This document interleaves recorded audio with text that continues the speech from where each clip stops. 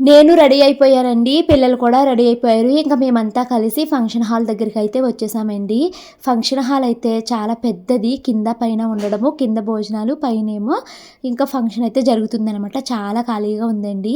నేను మా షాను, మను వాళ్ళ కోసం తీసుకున్న పరికిణీ జాకెట్లయితే ఈరోజు వేశానండి. ఈ పరికిణీ జాకెట్‌ని నేను ట్యాగ్ చేస్తున్నాను. మీకు ఎవరికైనా ఇంట్రెస్ట్ ఉంటే చూడండి. మా షానమ్మకైతే పరికిణీ జాకెట్ భలే ఉంది. మెయిన్‌గా ఇయర్ రింగ్స్, ఆ నెక్ సెట్ అయితే దానికి బాగా సూట్ అయింది. కానీ చాలామంది కొరసైపోయింది భవాని అని అన్నారండి.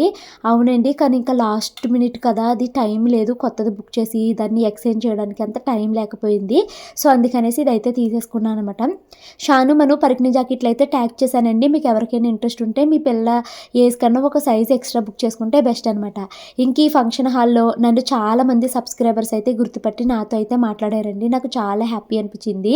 ఇంకా అమ్మ వాళ్ళైతే కిందకి వెళ్ళి భోజనాలు చేసేసి ఇంక మేము వెళ్ళిపోతామమ్మా అంటున్నారు. కొద్దిసేపు ఆగండమ్మా అన్నాను. అమ్మ వాళ్ళతో మాట్లాడే టైం కూడా లేదు.